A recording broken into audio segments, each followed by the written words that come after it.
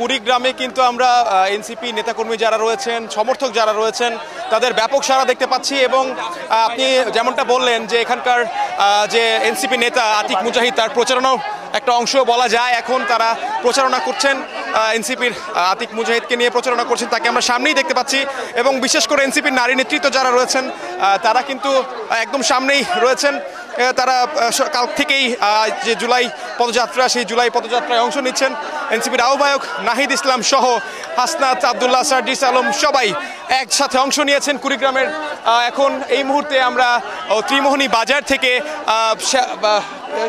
বাজার থেকে আসলে আবারও পদযাত্রা শুরু হয়। সেই পদযাত্রাটি কুড়িগ্রামে এখন প্রায় 3.5 কিলোমিটারের পথ তারা এখন প্রদক্ষিণ করবে বলে আমাদেরকে জানিয়েছেন।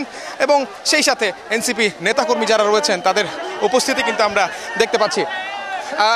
আমি একটু সামান্তা শারমিন আপনার সাথে একটু কথা বলতে চাই। এই পদযাত্রায় আপনাদের অংশগ্রহণটা আসলে কি বলবেন, কেমন দেখছেন? দেখেন, আমাদের কাছে তো দেশের মানুষের অনেক আশা আকাঙ্ক্ষা আছে, যেহেতু গণ অভ্যুত্থান থেকে গড়ে ওঠে একটি দল এবং গণ অভ্যুত্থানের সকল নেতৃবৃন্দ এখানে আছেন। এবং এই দলটার প্রতি বাংলাদেশের মানুষের অনেক আশা আকাঙ্ক্ষা এই জন্য বেশি, কারণ বিদ্যমান যত রাজনৈতিক ব্যবস্থা আছে, বিদ্যমান যত রাজনৈতিক দল আছে, কোনো কিছুর উপরে বাংলাদেশের মানুষ আর ভরসা করতে পারছে না। আমাদের কাছ থেকে তারা নতুন কিছু প্রত্যাশা করছে এবং নতুন বাংলাদেশ গড়ার যে প্রকল্প আমরা দিয়েছি, যে পরিকল্পনা এবং প্রতিজ্ঞা আমরা করেছি, আমরা সেটা রাখবো বলেই তারা বিশ্বাস করে। অনেক ধন্যবাদ। সামান্তা শারমিন কথা বলছিলেন। দর্শক, আপনারা দেখতে পাচ্ছেন যে এনসিপির নারী নেতৃত্ব কেন্দ্রীয় যারা রয়েছেন তাদের একটা অংশগ্রহণ রয়েছে এখানে, যেমনটা বলছিলাম। এবং তারা তাদের যে স্থানীয় যারা রয়েছেন তাদের পক্ষ নিয়ে কথা বলছেন, তাদের প্রতি আস্থা রাখতে বলছেন। এবং এনসিপির আহ্বায়ক নাহিদ ইসলাম কিন্তু এর আগে যে রাজারহাটে যে পথসভা হয়েছিল সেখানে তিনি বলেছিলেন 24-এ যেভাবে সাধারণ ছাত্র জনতাদের উপর আস্থা রেখেছিল সেইভাবেই যেন তাদের উপর আস্থা রাখেন। এবং যে নতুন রাজনৈতিক বন্দোবস্তের কথা বলা হয়, সেই নতুন রাজনৈতিক বন্দোবস্ত যেন আবার সেই ছাত্র জনতার হাত ধরে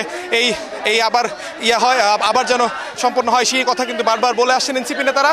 এবং আজকে কুড়িগ্রামের আবহাওয়াটাও কিন্তু বলা যাচ্ছে যে প্রচণ্ড গরম।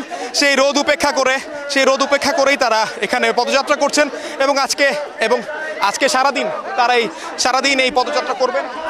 যেমনটা শুনেছি, কুড়িগ্রামের পর তারা আবার আজ নীলফামারীতে লালমনিরহাটে তারা যাবেন, লালমনিরহাটে একইভাবে তারা পদযাত্রা করবেন। এবং পুরো সময় আমরা এনসিপির এই জুলাই মাসকে কেন্দ্র করে রংপুর দিয়ে তাদের যাত্রা শুরু। তারা কুড়িগ্রামে আছেন, লালমনিরহাটে যাবেন এবং এভাবেই রংপুর বিভাগের পর সারা বাংলাদেশে তারা এই 30 দিন অতিবাহিত করবেন।